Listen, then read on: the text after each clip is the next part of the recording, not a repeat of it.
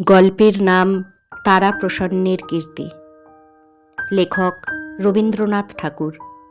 পাঠ করছি আমি, দীপা পান।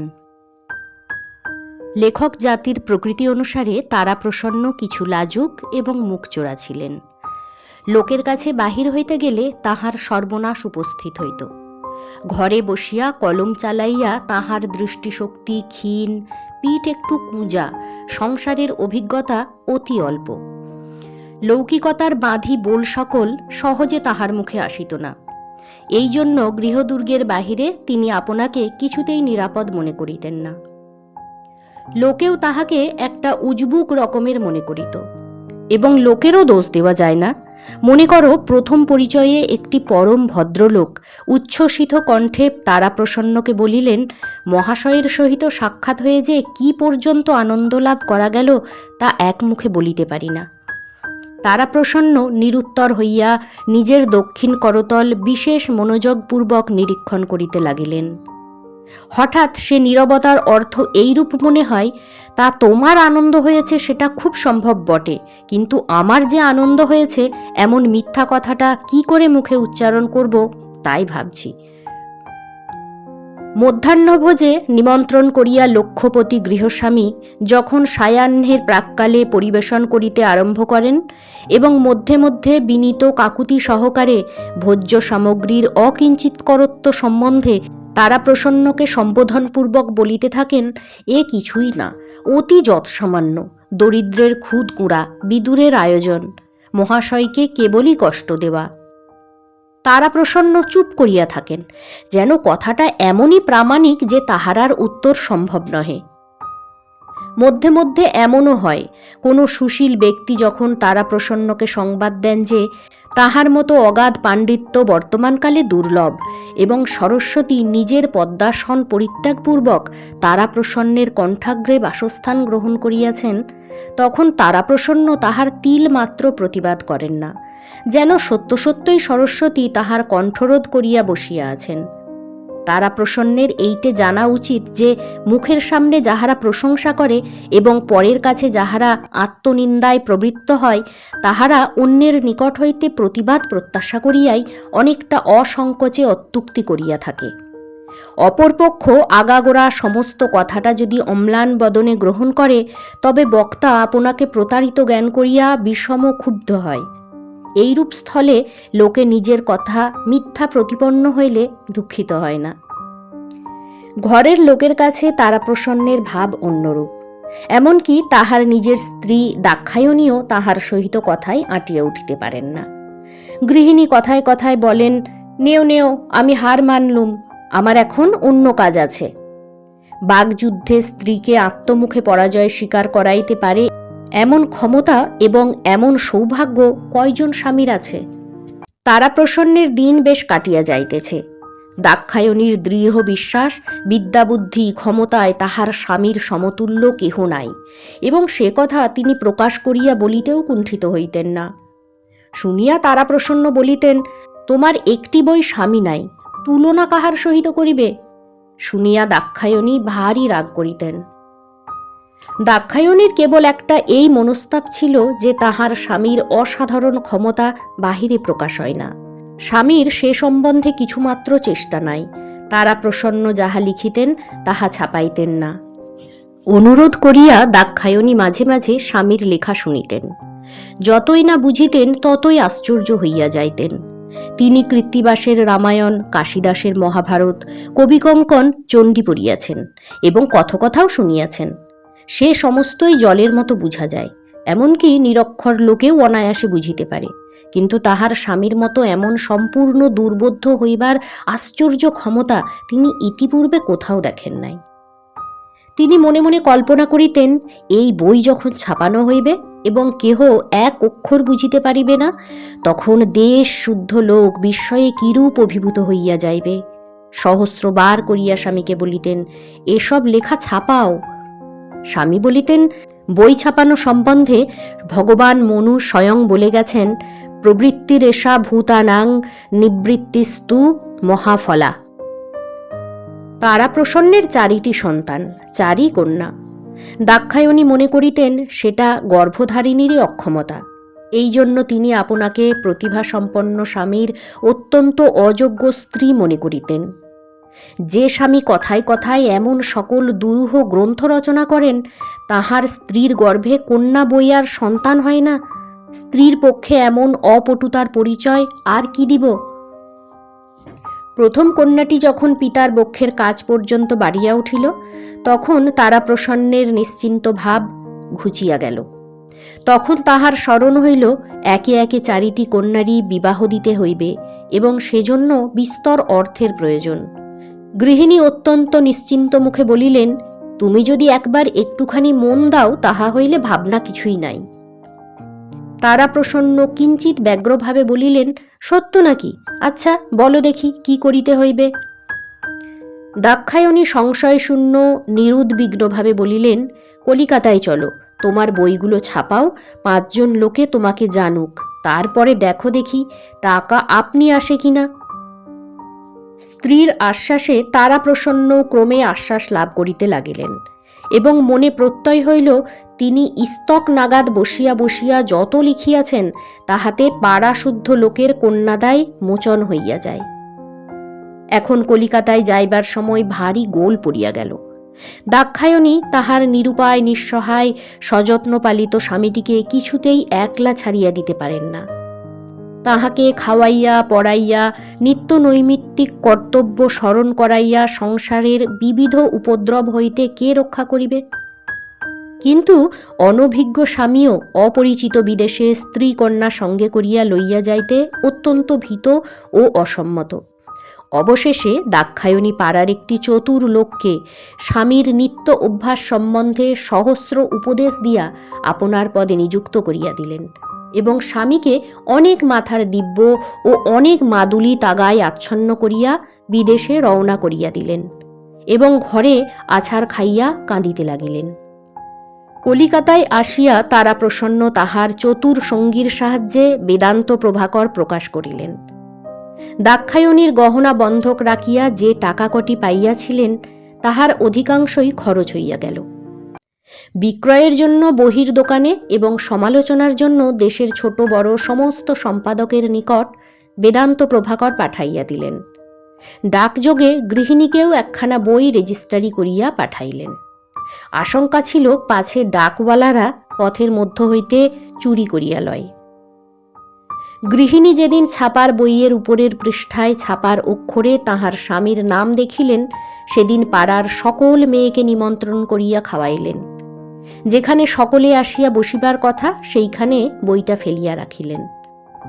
সকলে আসিয়া বসিলে উচ্চস্বরে বলিলেন, ওমা, বইটা ওখানে কে ফেলে রেখেছে?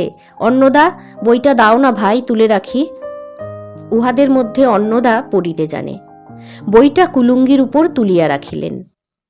মুহূর্ত পরে একটা জিনিস পাড়িতে গিয়া ফেলিয়া দিলেন। তারপরে নিজের বড় মেয়েকে সম্বোধন করিয়া বলিলেন, শশী, বাবার বই পড়তে ইচ্ছে হয়েছে বুঝি? তো নে না মা, পড় না, তাতে লজ্জা কি? বাবার বহির প্রতি শশীর কিছুমাত্র আগ্রহ ছিল না।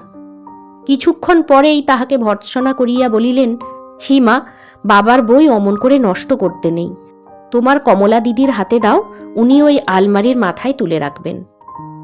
বহির যদি কিছুমাত্র চেতনা থাকিত তাহা হইলে সেই একদিনের উৎপীড়নে বেদান্তের প্রাণান্ত পরিচ্ছেদ হইত। একে একে কাগজে সমালোচনা বাহির হইতে লাগিল। গৃহিণী যাহা ঠাউরাইয়াছিলেন তাহা অনেকটা সত্য হইয়া দাঁড়াইল। গ্রন্থের এক অক্ষর বুঝিতে না পারিয়া দেশ শুদ্ধ সমালোচক একেবারে বিহ্বল হইয়া উঠিল। সকলেই এক বাক্যে কহিল, এমন সারবান গ্রন্থ ইতিপূর্বে প্রকাশিত হয় নাই। যে সকল সমালোচক রেনল্ডসের লন্ডন রহস্যের বাংলা অনুবাদ ছাড়া আর কোনো বই স্পর্শ করিতে পারে না, তাহারা অত্যন্ত উৎসাহের সহিত লিখিল, দেশের ঝুরি ঝুরি নাটক নভেলের পরিবর্তে যদি এই 2-1খানা গ্রন্থ মধ্যে মধ্যে বাহির হয় তবে বঙ্গ সাহিত্য বাস্তবিকই পাঠ্য হয়। যে ব্যক্তি পুরুষানুক্রমে বেদান্তের নাম কখনো শুনে নাই, সেই কেবল লিখিল, তারাপ্রসন্ন বাবুর সহিত সকল স্থানে আমাদের মতের মিল হয় নাই। স্থানাভাববশত এ স্থলে তাহার উল্লেখ করিলাম না। কিন্তু মোটের উপরে গ্রন্থকারের সহিত আমাদের মতের অনেক ঐক্যই লক্ষিত হয়। কথাটা যদি সত্য হইত, তাহা হইলে মোটের উপর গ্রন্থখানি পুড়াইয়া ফেলা উচিত ছিল। দেশের যেখানে যত লাইব্রেরি ছিল এবং ছিল না, তাহার সম্পাদকগণ মুদ্রার পরিবর্তে মুদ্রাঙ্কিত পত্রে তারাপ্রসন্নের গ্রন্থ ভিক্ষা চাহিয়া পাঠাইলেন। অনেকেই লিখিল, আপনার এই চিন্তাশীল গ্রন্থে দেশের একটি মহৎ অভাব দূর হইয়াছে। চিন্তাশীল গ্রন্থ কাহাকে বলে তারাপ্রসন্ন ঠিক বুঝিতে পারিলেন না, কিন্তু পুলকিত চিত্তে ঘর হইতে মাসুল দিয়া প্রত্যেক লাইব্রেরিতে বেদান্ত প্রভাকর পাঠাইয়া দিলেন। এই রূপে অজস্র স্তুতিবাক্যে তারাপ্রসন্ন যখন অতিমাত্র উৎফুল্ল হইয়া উঠিয়াছেন, এমন সময়ে পত্র পাইলেন দাক্ষায়ণীর পঞ্চম সন্তান সম্ভাবনা অতি নিকটবর্তী হইয়াছে। তখন রক্ষকটিকে সঙ্গে করিয়া অর্থ সংগ্রহের জন্য দোকানে গিয়া উপস্থিত হইলেন। সকল দোকানদার এক বাক্যে বলিল, একখানি বইও বিক্রয় হয় নাই। কেবল এক জায়গায় শুনিলেন মফস্বল হইতে কে একজন তাহার এক বই চাহিয়া পাঠাইয়াছিলেন এবং তাহাকে ভ্যালুপেবলে পাঠানোও হইয়াছিল, কিন্তু বই ফেরত আসিয়াছে, কেহ গ্রহণ করে নাই। দোকানদারকে তাহার মাসুল দণ্ড দিতে হইয়াছে। সেই জন্য সে বিষম আক্রোশে গ্রন্থকারের সমস্ত বহি তখনই তাহাকে প্রত্যর্পণ করিতে উদ্যত হইল। গ্রন্থকার বাসায় ফিরিয়া আসিয়া অনেক ভাবিলেন, কিন্তু কিছুই বুঝিয়া উঠিতে পারিলেন না। তাহার চিন্তাশীল গ্রন্থ সম্বন্ধে যতই চিন্তা করিলেন, ততই অধিকতর উদ্বিগ্ন হইয়া উঠিতে লাগিলেন। অবশেষে যে কয়েকটি টাকা অবশিষ্ট ছিল, তাহাই অবলম্বন করিয়া অবিলম্বে গৃহাভিমুখে যাত্রা করিলেন। তারাপ্রসন্ন গৃহিণীর নিকট আসিয়া অত্যন্ত আড়ম্বরের সহিত প্রফুল্লতা প্রকাশ করিলেন। দাক্ষায়ণী শুভ সংবাদের জন্য সহাস্য মুখে প্রতীক্ষা করিয়া রহিলেন। তখন তারাপ্রসন্ন একখানি গৌর বার্তাবহ আনিয়া গৃহিণীর ক্রোড়ে ফেলিয়া দিলেন। পাঠ করিয়া তিনি মনে মনে সম্পাদকের অক্ষয় ধনপুত্র কামনা করিলেন এবং তাহার লেখনের মুখে মানসিক পুষ্পচন্দন অর্ঘ্য উপহার দিলেন। পাঠ সমাপন করিয়া আবার স্বামীর মুখের দিকে চাহিলেন। স্বামী তখন নবপ্রভাত আনিয়া খুলিয়া দিলেন। পাঠ করিয়া আনন্দ বিহ্বলা দাক্ষায়ণী আবার স্বামীর মুখের প্রতি প্রত্যাশাপূর্ণ স্নিগ্ধ নেত্র উত্থাপিত করিলেন। তখন তারাপ্রসন্ন একখণ্ড যুগান্তর বাহির করিলেন। তাহার পর ভারত ভাগ্যচক্র, তাহার পর শুভ জাগরণ, তাহার পর অরুণালোক, তাহার পর সংবাদ তরঙ্গভঙ্গ, তাহার পর আশা, আগমনী, উচ্ছ্বাস, পুষ্পমঞ্জরী, সহচরী, সীতা গেজেট, অহল্যা লাইব্রেরি প্রকাশিকা, ললিত সমাচার, কোটাল, বিশ্ববিচারক, লাবণ্য লতিকা। হাসিতে হাসিতে গৃহিণীর আনন্দাশ্রু পড়িতে লাগিল। চোখ মুছিয়া আর একবার স্বামীর কীর্তিরশ্মি সমুজ্জ্বল মুখের দিকে চাহিলেন। স্বামী বলিলেন, এখনো অনেক কাগজ বাকি আছে। দাক্ষায়ণী বলিলেন, সে বিকালে দেখব, এখন অন্য খবর কি বলো।